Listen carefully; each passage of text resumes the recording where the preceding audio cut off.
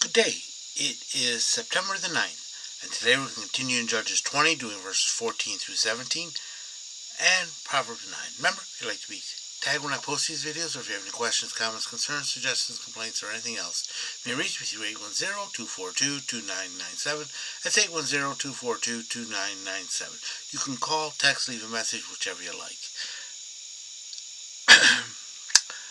We start with Judges 20, starting at verse 14. Instead, they came from their towns and gathered at Gibeah to fight the Israelites. 15. In all, 26,000 of their warriors, armed with swords, arrived at Gibeah to join the 700 elite troops who lived there. 16. Among Benjamin's elite troops, 700 were left-handed, and each could sling a rock and hit a target within a hair's breadth without missing. 17. Israel had 400,000 experienced soldiers armed with swords, not counting Benjamin's warriors. Okay, so the Israelites, the 11 tribes, came to Gibeah and said, hey, look, give up your guilty, the ones who raped this woman to death, and I'll be good.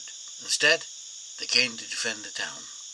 Instead, okay, verse 14, instead they came from their towns and gathered Gibeah to fight the Israelites. They're being defiant. 15. In all, 26,000 of the warriors armed with swords arrived in Gibeah to join the 700 elite troops who lived there. So they're all coming. They're going, hey, you're not going to take this. We're just going to let it slide. 16. Among Benjamin's elite troops, 700 were left-handed, and each of them could sling a rock and hit a target within a hair's breadth without missing. Now, you may think a sling is not very effective, or whatever, just throwing rocks. They have discovered that it is, within 100 yards or so, just as good as an arrow. Maybe even a little bit further than that. It could penetrate armor. It could really kill a person. So don't discount that. And 17. Israel had 400,000 experienced soldiers with swords, not counting Benjamin's warriors. So Israel came prepared. The Benjamites said, nope, we're not going to do that. We're not going to let you have them. Proverbs 9. Wisdom is a thing between, is a contrast between wisdom and folly, depicted as two women. Wisdom has 12 verses, folly has 6. Wisdom has built her house. She has hewn out her 7 pillars. She has built a structure, strong one. 7 pillars, that means the 4 corner pillars, and each wall had a pillar in the middle, except for the front, and that was open to be for visitors. 2. She has prepared her meat. She has mingled her wine. She has also furnished her table. She's gotten everything ready. 3. She has sent forth her maidens, and she calleth upon the highest places of the city. She has sent out invitations. She has announced it everywhere. 4. Whoso is thoughtless, let him turn hither, and his friend that lacketh understanding, she says, come, eat of my bread and drink of the wine which I have mingled. Look, if you don't know what's going on, and if you can't understand things, come, I will teach you. Forsake all thoughtlessness and live, and walk in the way of understanding.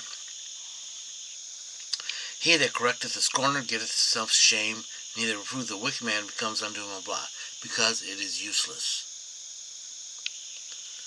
8. Reprove not a scorner, lest he hate thee. Reprove a wise man, and he will love me.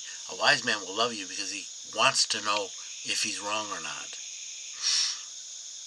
9. Give to a wise man and be wiser, to teach a righteous man, and he will increase in learning, because they want to, and they ask, and they're being honest and inquiring. 10. The fear of Yahweh is the beginning of wisdom, and the knowledge of the All-Holy, or the Kadosh, is understanding. Knowledge and wisdom begin with God. Excuse me. 11. For by me thy days shall be multiplied, and the years of thy life shall be increased. You will have a long, accomplished life. 12. If thou art wise for thyself, and if thou scornest, thou alone shalt bear it. You are responsible for your own actions. You are responsible for your own thoughts. You are responsible for everything you do. You cannot say, I was tricked. The devil made me do it. No, you are responsible. Okay, now we're talking about the woman folly. 13. The woman of folly is riotous. She is thoughtless and knoweth nothing. She doesn't care about anything. She likes partying.